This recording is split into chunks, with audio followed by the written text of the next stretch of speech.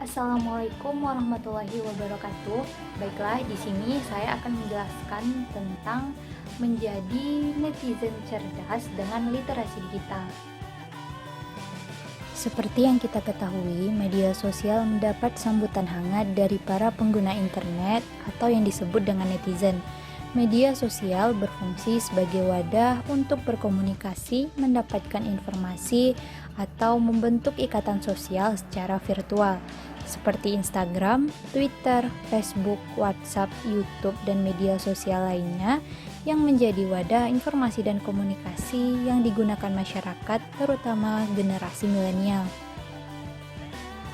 Media sosial ini tidak hanya berdampak positif bagi para netizen, namun ada beberapa oknum yang salah dalam memanfaatkan media sosial sehingga berdampak negatif terhadap para netizen lainnya.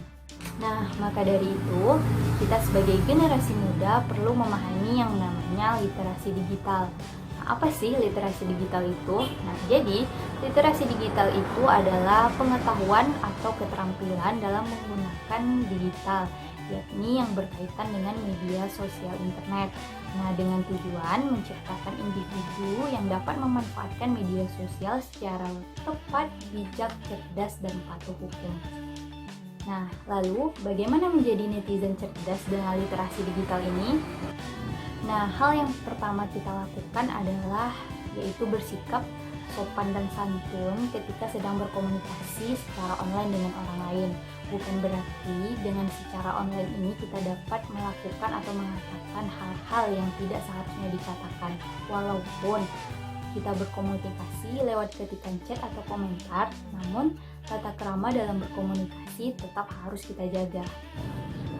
Nah, yang selanjutnya adalah cerdas dalam memposting sesuatu di media sosial. Nah, sebelum kita membagikan informasi ke media sosial, seharusnya kita harus memikirkan baik-baik apakah hal yang kita posting itu layak untuk dipublikasikan, supaya tidak mengundang perkelahian, perselisihan, hujatan, dan permasalahan lainnya yang menimbulkan dampak-dampak negatif. Kemudian yang ketiga adalah mengamankan informasi detail pribadi atau milik orang lain yang bersifat privasi seperti rekening bank atau data pribadi yang bisa digandakan penggunaannya.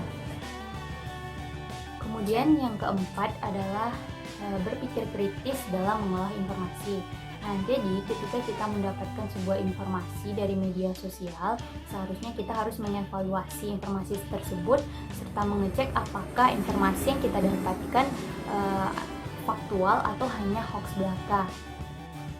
Itulah tadi beberapa hal yang perlu dipahami oleh para netizen agar terciptanya individu cerdas sesuai dengan tujuan literasi digital.